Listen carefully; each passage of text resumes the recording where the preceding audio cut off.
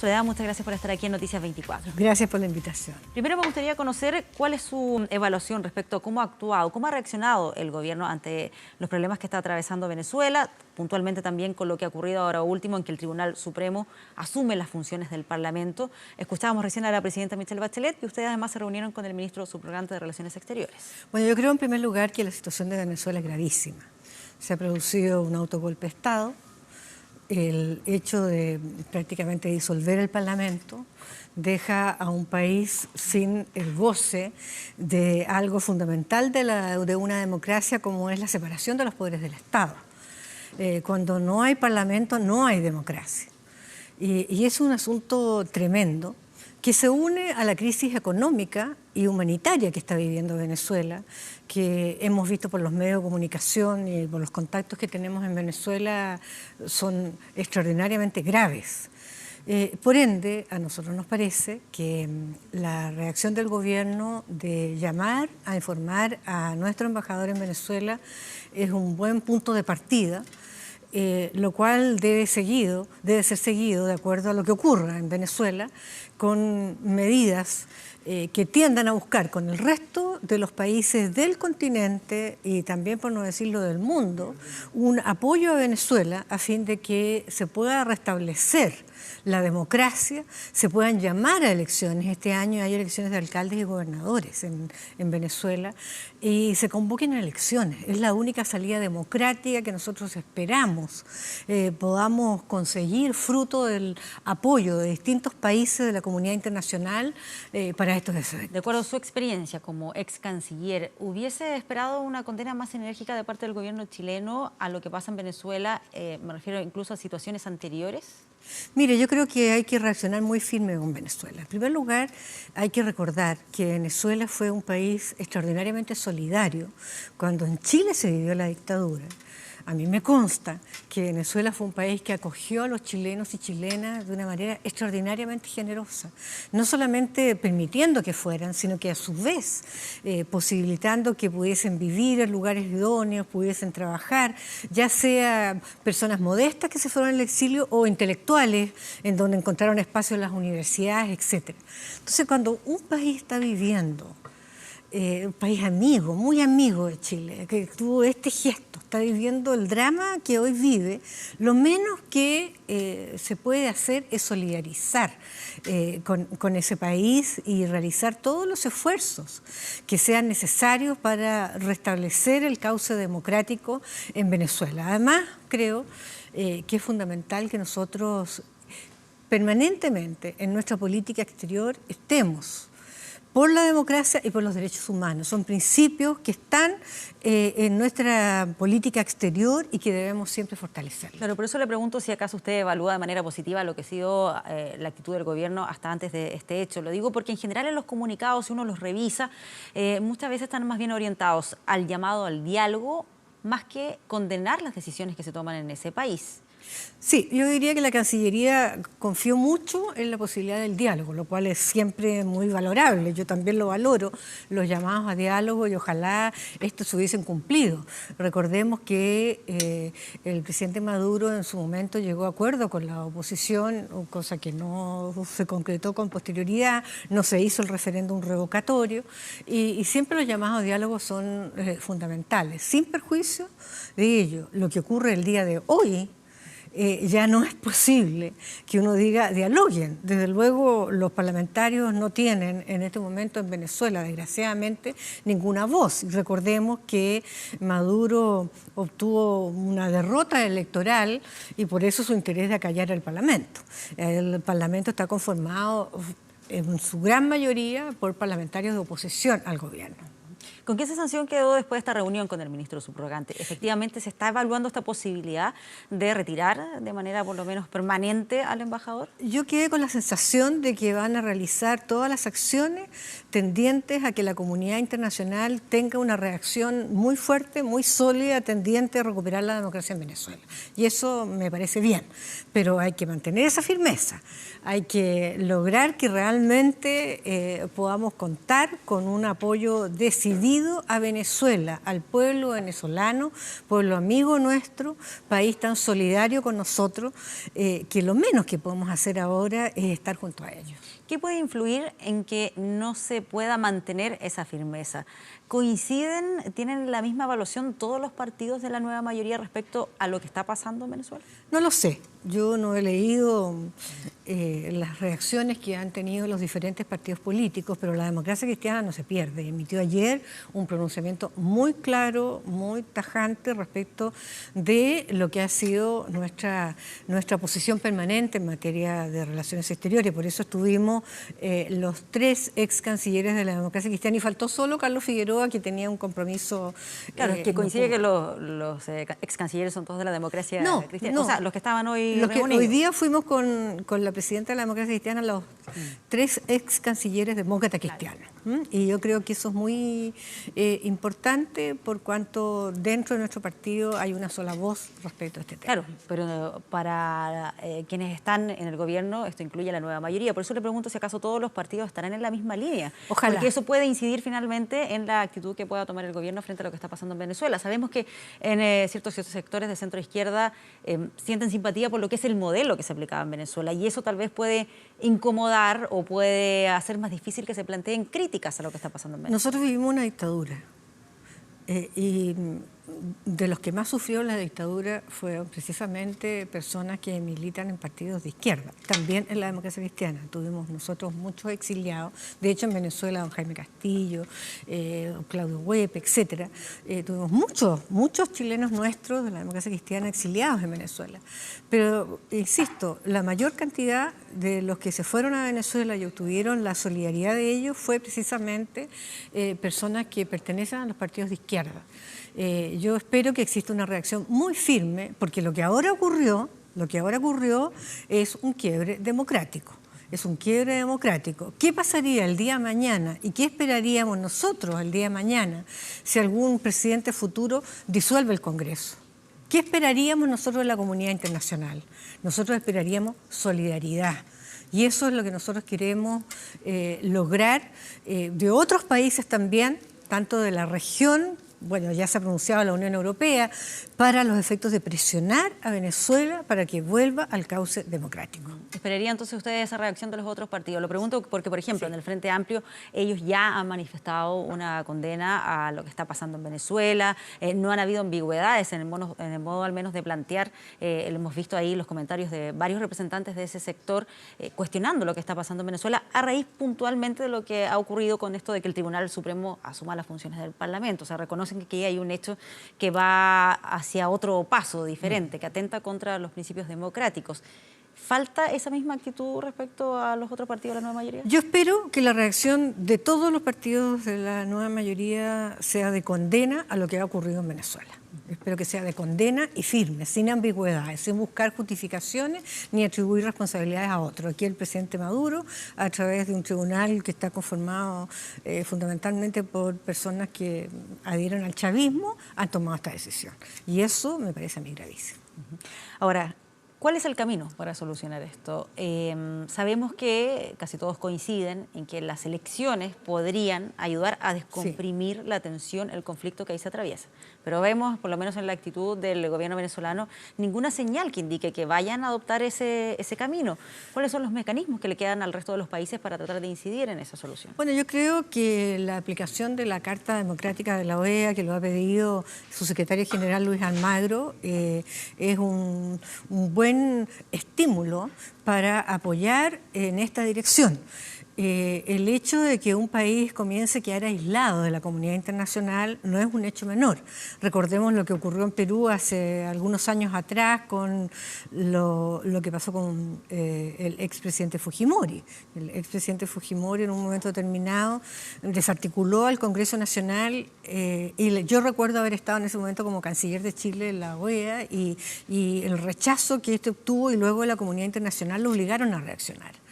Entonces yo espero, y por eso es tan importante la reacción de la comunidad internacional para condenar esta situación, y me parece a mí que esto no debe ser extraordinariamente rápido y urgente, no solo por la crisis política, insisto, a mí me duele que enfermos estén muriendo porque no hay medicamentos en ese país, que las raciones alimenticias lleguen a situaciones muy extremas, en lo mínimo que están consumiendo algunos habitantes de Venezuela, las colas que nosotros vemos para adquirir cualquier tipo de alimento, son situaciones muy dramáticas y estamos a punto de una crisis humanitaria. Quienes siguen defendiendo al gobierno venezolano plantean que eso se debe a una suerte de boicot que está afectando finalmente a la economía de ese país.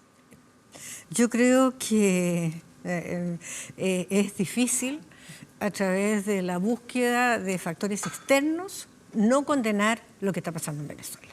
No tiene explicación. Ahora, en lo que usted planteaba sobre cuál puede ser el efecto práctico de que se activen este tipo de medidas en los organismos internacionales, Venezuela ya está en cierta medida aislado.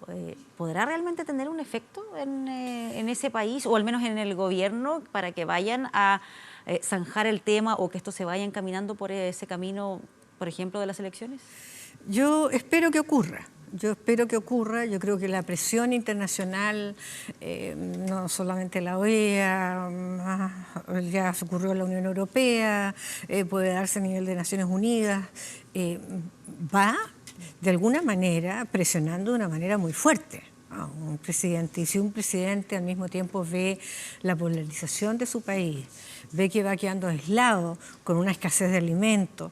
No conozco si es efectivamente cierto o no, porque no es una información completamente oficial, que los que le queda harina es para algunas semanas, nomás en Venezuela. Entonces, ya empieza a necesitar la comunidad internacional. Entonces, yo me imagino, y siempre creo que en el fondo puede venir un gesto de buena voluntad, en el sentido de decir, esto no da para más, y si esto pasa porque yo llame a elecciones, bueno, lo puede realmente hacer. Claro, hay quienes plantean que esta decisión de finalmente dejar al Parlamento anulado sin ningún nivel de intervención le va a permitir a Nicolás Maduro poder endeudarse.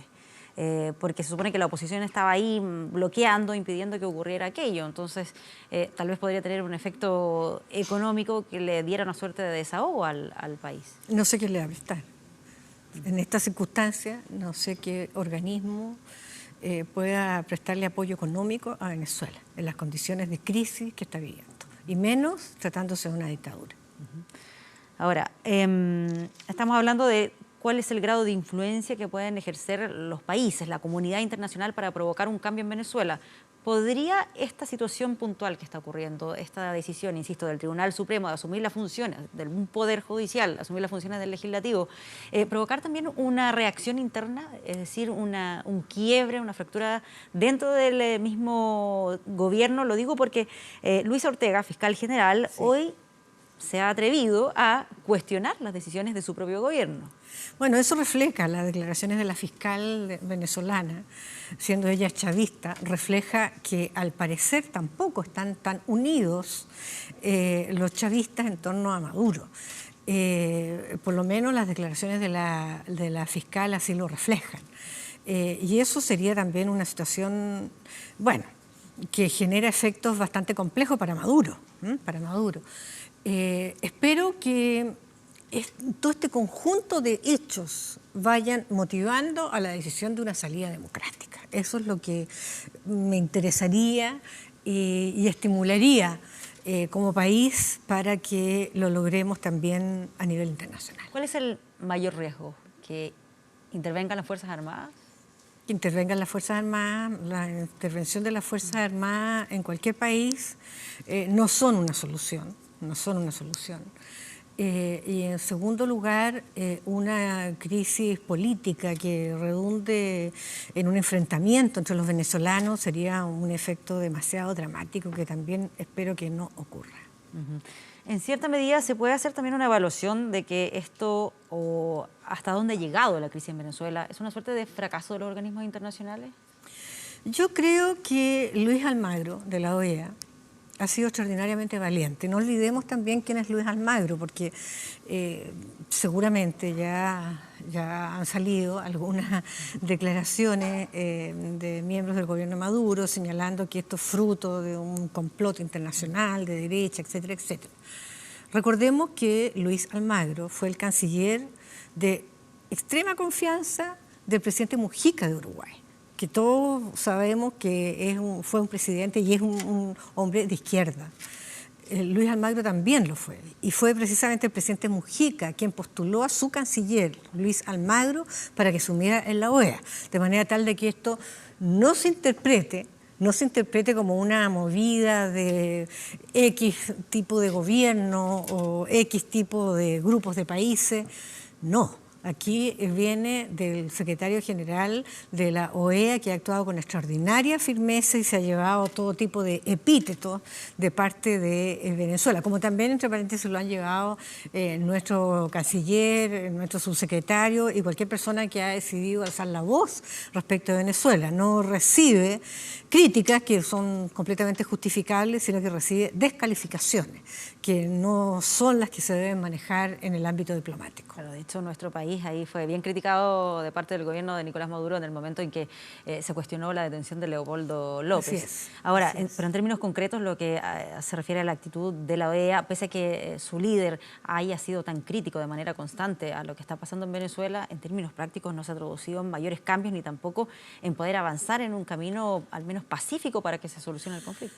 Pero antes de ayer hubo un avance bastante notable, incluso antes de que se produjese esta situación de disolución en el fondo del Parlamento, y que fue que por primera vez 20 países de la OEA, 20 países, ya firmaron una declaración bastante dura, que fue muy cuestionada, que parlamentarios de Venezuela la apoyaron, y de ahí también puede haber venido la decisión de Maduro de disolver el Parlamento a través de esta vía que él ha utilizado.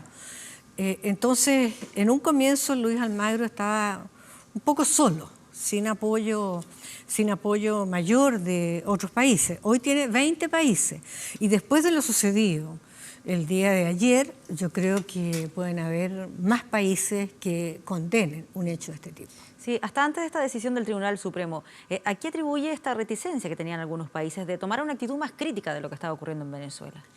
Yo diría que a veces hay razones de política interna, hay problemas a veces en las relaciones vecinales que hacen que algunos países sean más tímidos que otros. Hay diferentes situaciones, hay países que tienen muy marcado esto de, entre comillas, la no intervención en asuntos externos. Sin embargo, por algo mismo, nosotros apoyamos la Carta Democrática. Yo era canciller cuando se aprobó la Carta Democrática. Se aprobó el 11 de septiembre del 2011, el día del atentado a las Torres Gemelas. Estaba Colin Powell, el secretario de Estado de Estados Unidos, en la Asamblea. Y a pesar de tener poderosos motivos para irse a Estados Unidos, por razones muy obvias, él se quedó hasta que aprobáramos la Carta Democrática, porque dijo que la mejor defensa, y todos concordamos, para este tipo de hechos era defender la democracia y los derechos humanos en nuestros países. Y yo creo que ese es el sentido. Y esa Carta Democrática fue aprobada por la unanimidad de los países miembros de la OEA, incluyendo Venezuela. Entonces, esa Carta Democrática contempla en los artículos 20 y 21 mecanismos para los efectos de reaccionar en caso que se produzcan violaciones de los derechos humanos, vulneración de los principios democráticos básicos, y eso es lo que estamos haciendo uso de instrumentos internacionales que propia Venezuela aceptó, así como también el propio presidente Chávez fue quien dictó la Constitución, ¿no es cierto?, venezolana, y contempló el referéndum revocatorio que el presidente Maduro no estuvo dispuesto a aceptar. ¿Puede incidir en cierta medida en la influencia que puede tener la OEA el hecho de que Estados Unidos tenga un rol tan preponderante dentro de ese organismo? Sabemos que cada cierto tiempo se hacen críticas precisamente al hecho de que Estados Unidos tenga ese rol incluso en términos económicos. ¿Sabe? Quiero ser bastante clara en esto. Estados Unidos nos ha llamado a informar a su embajador. Los dos países que lo hemos hecho, Perú lo hizo con un retiro permanente del embajador. Nosotros la Cancillería llamó a informar. Somos los dos países que hasta el momento yo conozco que han tenido esa reacción, el resto de los países no. Entonces, quiero decir con esto que la reacción más activa ha sido de dos países vecinos, Perú y Chile. Y quiero expresar que es muy importante la reacción que Chile tiene, porque a pesar de que somos un país muy chiquitito, gozamos de respeto internacional, porque hemos sido coherentes en nuestra política exterior. Y es por eso que es tan importante que nosotros hayamos tomado esta reacción y que estemos muy atentos por si hay que tomar otro tipo de reacciones para los efectos de lograr que Venezuela vuelva a sus cauces democráticos. Bien, vamos a ver cómo evoluciona finalmente el tema en Venezuela. Cada día están surgiendo ahí más informaciones respecto a ese país. Soledad Alvear, muchas gracias por acompañarnos aquí en Noticias 24. Gracias por la invitación.